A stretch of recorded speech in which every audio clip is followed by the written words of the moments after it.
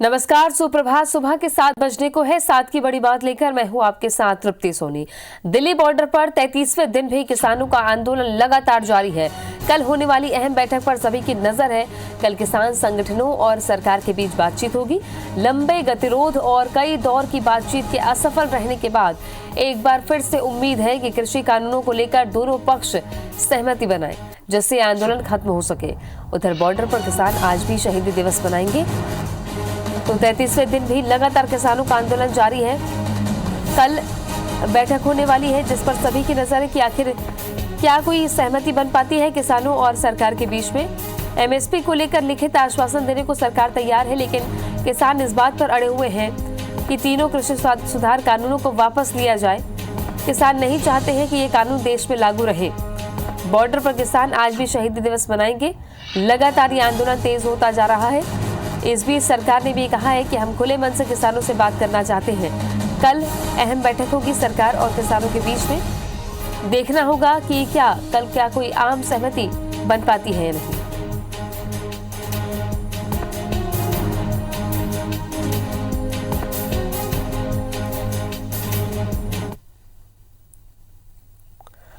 इधर दिल्ली एनसीआर में आज से ड्राइवर रहित मेट्रो दौड़ेगी। पीएम मोदी मेट्रो की शुरुआत करेंगे। जनकपुर से नोएडा के बीच ये ड्राइवर रहित मेट्रो चलेगी, जिसमें ड्राइवर नहीं होगा। पीएम मोदी आज 100वीं किसान रेल को भी हरी झंडी दिखाएंगे। रेल मंत्री और कृषि मंत्री भी शामिल होंगे। तो बेहद अहम आयोजन आज दिल्ली एनसीआर में, जहां आज से ड्राइवरलेस मेट्रो दौड़ेगी। पीएम मोदी इस मेट्रो की शुरुआत करेंगे आज। 100वीं किसान रेल की भी शुरुआत आज प्रधानमंत्री करने जा रहे हैं। मेट्रो की बात करें तो जनकपुर से नोएडा के बीच ये ड्राइवरलेस मेट्रो चलेगी।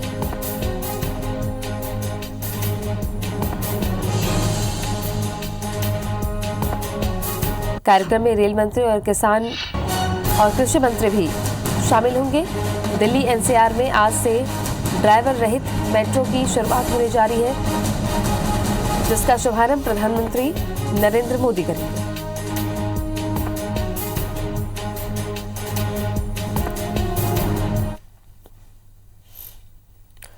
छत्तीसगढ़ विधानसभा के शीतकालीन सत्र का बचा हुआ 3 दिन और भी हंगामेदार हो सकता है। बीजेपी ड्रग्स और रेत माफिया की सक्रियता को लेकर सरकार को घेरने की तैयारी में है। धान खरीदी में अव्यवस्था, लॉ एंड ऑर्डर और किसानों की मौत के मामले में लाया गया स्थगन प्रस्ताव अस्वीकार होने के बाद बीजेपी सदस्य इन मुद्दों पर प्रश्नकाल और ध्यान आकर्षण के जरिए सरकार पर हमला बोलने की तैयारी में है। नेता प्रतिपक्ष धर्मलाल कौशिक का कहना है कि अगर देखा जाए तो 7 दिन के इस सत्र में केवल 2 दिन ही पूरी विधानसभा चली है। इसमें भी उनके स्थगन प्रस्ताव को अस्वीकृत कर दिया गया।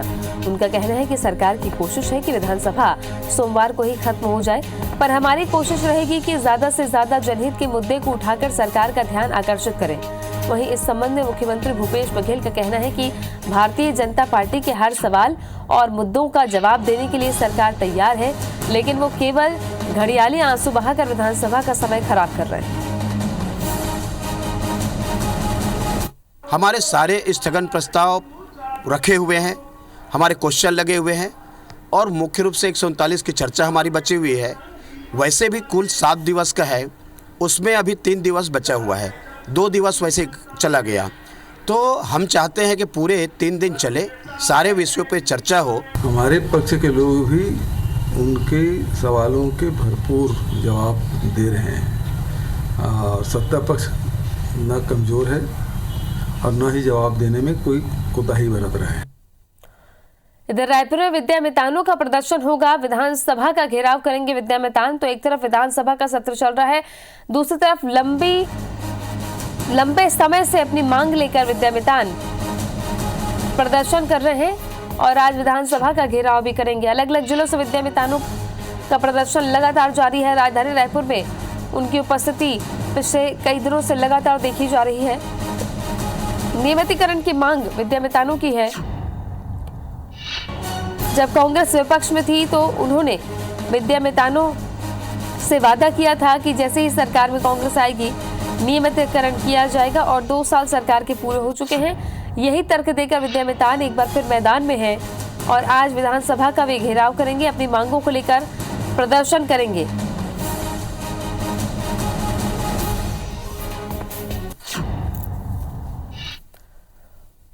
भारतीय राष्ट्रीय कांग्रेस का आज 136वां स्थापना दिवस है। इस अवसर पर प्रदेश मुख्यालय राजीव भवन में सुबह 10 बजे प्रदेश कांग्रेस अध्यक्ष मोहन मरकाम झंडा फहराएंगे।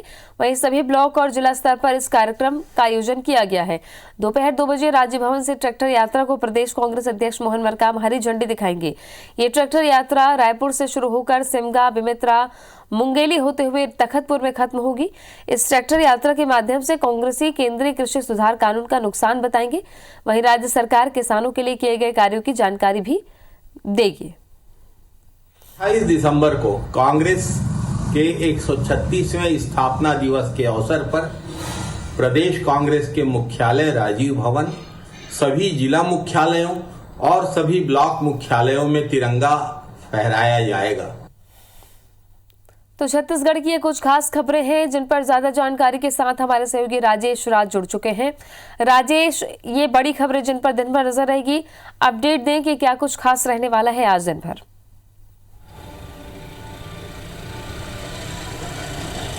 देखिए, आज का दिन बेहद दिलचस्प और बेहद हंगामेदार रहेगा, क्योंकि सड़क से लेकर के सदन तक हंगामों की गूंज रहेगी।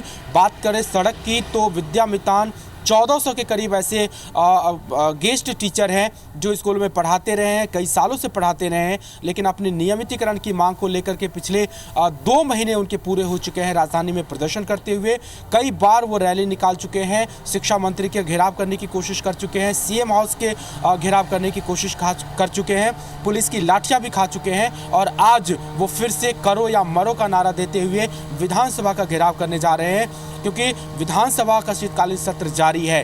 तो ये एक बड़ा मुद्दा है और इसी मुद्दे की गूंज विधानसभा में भी गूंजनी है, क्योंकि इसी मुद्दे पे एक ध्यानाकर्षण प्रस्ताव नेता प्रतिपक्ष विधानसभा में लाने जा रहे हैं। ध्यानाकर्षण प्रस्ताव की बात करें तो विधानसभा में आज 33 ध्यानाकर्षण प्रस्ताव लगे हैं। आप मान के चलिए कि सरकार को पूरी तरह से घेरने की तैयारी है, लेकिन इसी में दाव और पेच, शह और मात दोनों की आज तस्वीर देखने को मिलेगी, क्योंकि आज ही नगरनाग स्टील प्लांट को निजीकरण न करने का प्रस्ताव राज्य सरकार ला रही है। भूपेश बघेल की तरफ से ये प्रस्ताव पेश किया जाएगा और इस प्रस्ताव पर भाजपा के लिए हाँ करना भी आत्मघाती साबित होगा और ना करना भी आत्मघाती साबित होगा, क्योंकि केंद्र में भाजपा की सरकार है, उसने ये फैसला किया है कि इसका निजीकरण किया जाए और बस्तर के लोगों का हित जुड़ा हुआ है। अगर विधानसभा प्रस्ताव का ये विरोध करती है तो भाजपा को बड़ा नुकसान बस्तर क्षेत्र में उठाना पड़ेगा और वहां से बहुत बड़ी कीमत अगले चुनाव में चुकानी पड़ेगी। तो ये देखना पड़ेगा कि भाजपा इस रणनीति में ये जो चक्रव्यूह है विधानसभा में उससे किस तरह से निकल पाती है। लेकिन सरकार के सामने भी बड़ी चुनौती है और विपक्ष के सामने भी आज बड़ी चुनौती सदन में देखने को मिलेगा। तो ये बेहद दिलचस्प रहेगा देखना आज का विधानसभा सत्र। वहीं दूसरी ओर बात करें तो कांग्रेस का स्थापना दिवस है आज। प्रदेश अध्यक्ष प्रदेश कार्यालय में तिरंगा फहराएंगे और अपनी पार्टी की स्थापना को याद करेंगे। तो ये एक बड़ा कार्यक्रम है जिस पे आज सबकी नजर रहेगी। जी, शुक्रिया आपका राजेश जानकारी के लिए। तो ये कुछ खबरें हैं जिस पर दिन भर अपडेट आपको देंगे। बहरहाल अगर मध्य प्रदेश की बात करें तो मध्य प्रदेश में सियासी तौर पर आज क्या कुछ खास रहने वाला है, इस पर एक नजर आइए डाल लेते हैं। आज 28 नए विधायकों का शपथ समारोह होगा। विधानसभा उपचुनाव में चुनकर आए सदस्यों को शपथ दिलाई जाएगी। सुबह 11:30 बजे प्रोटेम स्पीकर के कक्ष में समारोह होगा। राज्यपाल आनंदीबेन पटेल आज भोपाल पहुंचेंगी। इधर कोरोना के कारण एमपी विधानसभा का शीतकालीन सत्र स्थगित कर दिया गया है। कल शाम सर्वदलीय बैठक में इसका फैसला लिया गया था। दरअसल 61 कर्मचारी और 5 विधायक कोरोना पॉजिटिव पाए गए हैं। ऐसे में सत्र नहीं करने का फैसला लिया गया है। अब सत्र में आने वाले विधेयक और अनुपूरक बजट अध्यादेश के जरिए पास कराए जाएंगे। विधानसभा सत्र भले ही स्थगित हो गया हो, लेकिन इसके बावजूद किसानों के समर्थन में कांग्रेसी आज विधानसभा घेराव करने निकलेंगे। कांग्रेस पूर्व निर्धारित कार्यक्रम के अनुसार सुबह 9 बजे विधानसभा का घेराव करेगी। कांग्रेस आज बैलगाड़ियों से विधानसभा का घेराव करने निकलेगी। अरुण यादव ने किसान नेताओं को भोपाल के बाहर रोकने का आरोप सरकार पर लगाया है। तो आज बैलगाड़ियों से विधानसभा का घेराव करने का पूर्व निर्धारित कार्यक्रम कांग्रेस पहले की तरह ही आयोजित करेगी। किसान नेताओं को भोपाल के बाहर रोकने का आरोप अरुण यादव लगा रहे हैं। आज विधानसभा का घेराव कांग्रेसी करेंगे। इस बीच बड़ी खबर यह है कि मध्य प्रदेश विधानसभा का शीतकालीन सत्र टल गया है। कल सर्वदलीय बैठक के बाद यह फैसला लिया गया।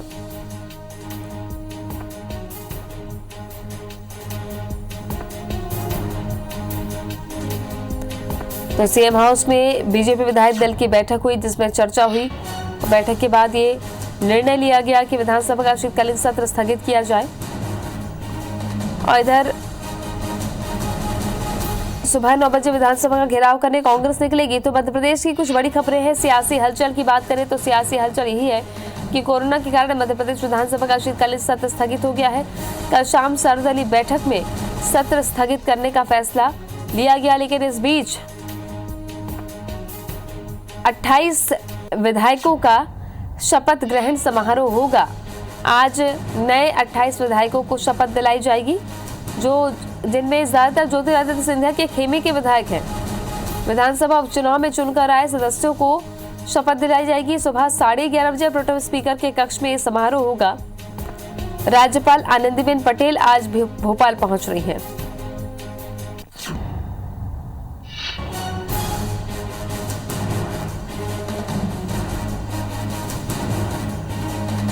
इसके अलावा कोरोना का साया विधानसभा के शीतकालीन सत्र पर पहले ही मंडरा रहा था और आशंका जताई जा रही थी कि शीतकालीन सत्र स्थगित हो जाएगा। और इस सर्वदलीय बैठक में कल ये फैसला लिया गया कि शीतकालीन सत्र स्थगित किया जाता है।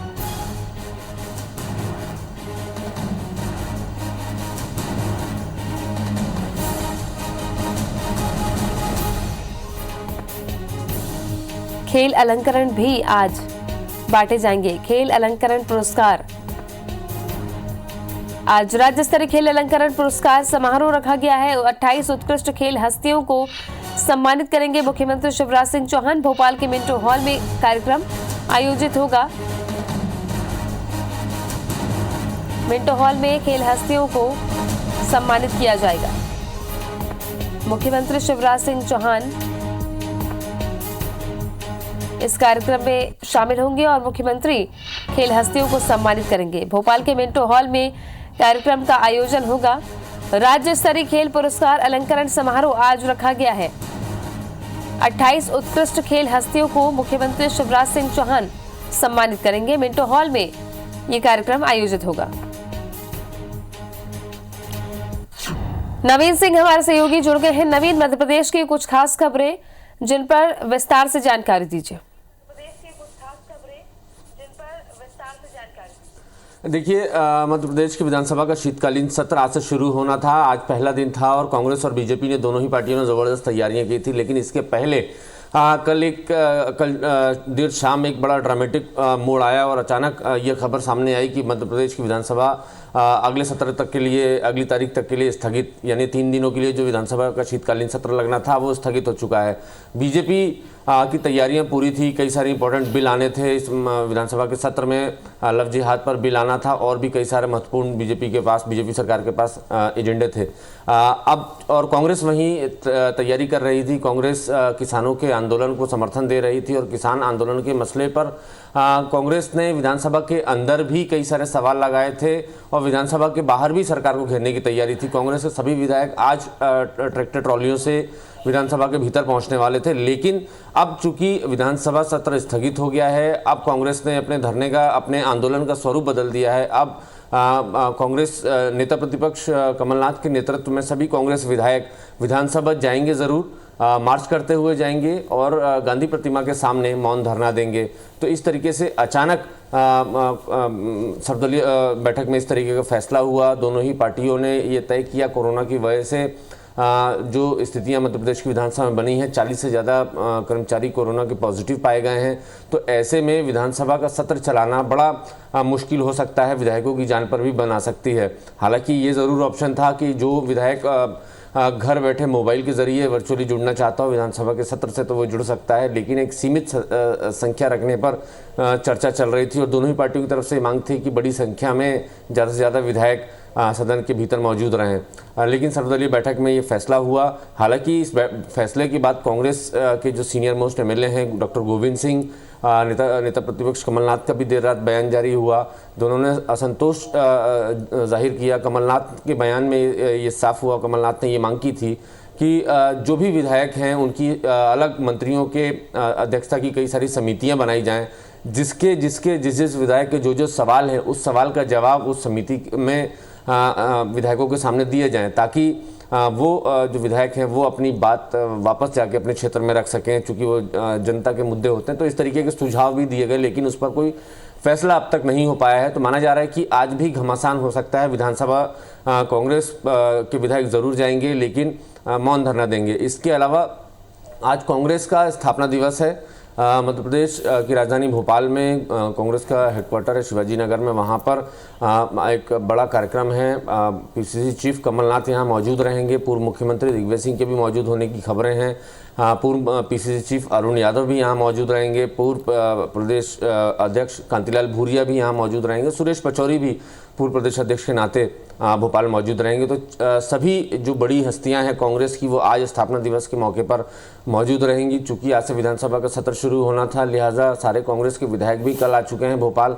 वो भी स्थापना दिवस समारोह में शामिल होंगे और माना जा रहा है कि इसी समारोह के बाद, स्थापना दिवस के समारोह के बाद जो है सभी कांग्रेस विधायक मार्च करते हुए पीसीसी से निकलेंगे। मार्च करते हुए सीधे विधानसभा जाएंगे। हालांकि पुलिस ने एहतियातन अपने बंदोबस्त कर रखे हैं और जिस तरीके से पूर्व प्रदेश अध्यक्ष अरुण यादव ने आरोप लगाया कि उनको नज़रबंद करने की कोशिश की गई, क्योंकि वो इस आंदोलन की अगुवाई कर रहे थे।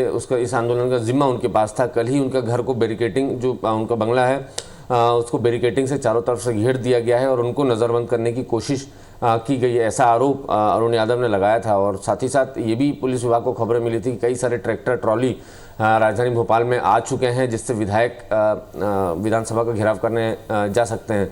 लिहाजा पुलिस ने एहतियातन उन ट्रैक्टर ट्रॉलीज को के आसपास के इलाके जो है बैरिकेड से प्रतिबंधित कर दिए हैं और वहाँ पर पुलिस की टीमें लगा दी हैं कि अगर कोई विधायक या कांग्रेस नेता वहाँ से निकलने की कोशिश करता है तो उसको वक्त रहते वहीं पर रोका जा सके। इसके अलावा अगर राज्य खेल अलंकरण पुरस्कार की बात करें तो ये भी एक बड़ा आयोजन आज मध्य प्रदेश में। नवीन,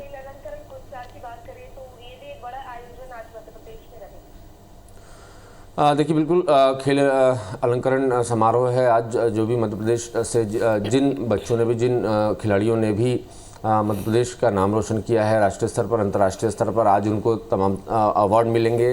कई सारी विधाओं में ये अवार्ड दिए जाते हैं और आज शाम दोपहर बाद ये कार्यक्रम होना है। मुख्यमंत्री शिवराज सिंह चौहान ये पुरस्कार वितरण करेंगे। गरिमामय समारोह है और जो खिलाड़ी हैं मध्य प्रदेश के, जिन लोगों ने राष्ट्रीय अंतर्राष्ट्रीय स्तर पर नाम रोशन किया है, मध्य प्रदेश का नाम चमकाया है, तो ऐसे खिलाड़ियों को प्रोत्साहन देने के लिए मध्य प्रदेश सरकार आयोजन करती है और इस खेल अलंकरण के ज़रिए उनको हर विधाओं में जो विधाएं मध्य प्रदेश सरकार की तरफ से लिस्टेड हैं और जो अंतर्राष्ट्रीय राष्ट्रीय स्तर पर मान्यता प्राप्त खेल की विधाएं हैं, उन विधाओं में ये पुरस्कार दिए जाते हैं। शुक्रिया आपका नवीन जानकारी के लिए। तो कुछ खास खबरें हैं जिन पर दिन भर नजर रहेगी। इधर सीएम हाउस में ही बीजेपी विधायक दल की बैठक में कई मुद्दों पर मंथन हुआ। बैठक में नगरीय निकाय चुनाव में बीजेपी की जीत की रणनीति पर चर्चा हुई। साथ ही सीएम शिवराज सिंह चौहान ने विधायकों से जनता की समस्याओं के निराकरण पर जोर देने की बात कही। बैठक में राम मंदिर निर्माण के लिए 14 जनवरी से 15 फरवरी तक चलने वाले बीजेपी के धन संग्रह अभियान को लेकर मंत्री विधायकों को अहम जिम्मेदारी सौंपी गई है। सीएम ने कहा, बीजेपी जिलाध्यक्षों के साथ विधायक इस अभियान की रूपरेखा तैयार करें और प्रयास रहे कि पार्टी धन संग्रह के लिए हर घर तक दस्तक दे। बैठक में बीजेपी के प्रदेश प्रभारी मुरलीधर राव, सह प्रभारी पंकजा मुंडे, बीजेपी प्रदेश अध्यक्ष बीडी शर्मा मौजूद रहे। 14 जनवरी से लेके 15 फरवरी तक धन संग्रह का कार्यक्रम पार्टी ने दिया है। इस धन संग्रह के कार्यक्रम के तहत हम लोगों को पूरे एक माह जो है भव्य राम मंदिर निर्माण के लिए हर व्यक्ति के घर जाके और धन संग्रह के लिए आग्रह करना है। ये कार्यक्रम मुख्य रूप से दिया गया है। मुख्यमंत्री भूपेश बघेल ने केंद्रीय खाद्य मंत्री पीयूष गोयल को पत्र लिखकर एफसीआई में 26 लाख मीट्रिक टन उसना चावल और 14 लाख मीट्रिक टन अरवा चावल उपार्जन की अनुमति शीघ्र प्रदान करने का अनुरोध किया है। मुख्यमंत्री ने अपने पत्र में लिखा है कि खरीफ विपणन वर्ष 2020-21 में उपार्जित किए जाने वाले धान के कस्टम मिलिंग के बाद 60 लाख मीट्रिक टन चावल केंद्रीय पुल में जमा करने की सैद्धांतिक सहमति भारत सरकार ने दी है, लेकिन भारत सरकार के स्तर से समुचित आदेश जारी नहीं होने के कारण FCI में चावल जमा नहीं हो पा रहा है। इस बारे में भारत सरकार को छत्तीसगढ़ राज्य से 26 लाख मीट्रिक टन उसना चावल और 14 लाख मीट्रिक टन अरवा चावल FCI में जमा करने की अनुमति के लिए प्रस्ताव भेजा गया। भारत सरकार और छत्तीसगढ़ के अधिकारियों के बीच इस पर चर्चा भी होती रही है। पहले भी CM ने इसके लिए निवेदन किया है, लेकिन भारत सरकार से अनुमति नहीं प्राप्त हुई है। मुख्यमंत्री ने लिखा है कि छत्तीसगढ़ में धान खरीदी के लिए 3.5 लाख गठान नए जूट बारदानों की जरूरत है। भारत सरकार से 1,45,000 गठान नए जूट बारदाने भेजने के लिए कहा गया था, लेकिन अब तक केवल 1,05,000 गठान नए जूट बारदाने के राज्य को मिले हैं। खबरों में फिलहाल इतना ही। बाकी अपडेट्स के लिए आप बने रहे हमारे साथ, देखते रहिए IBC 24।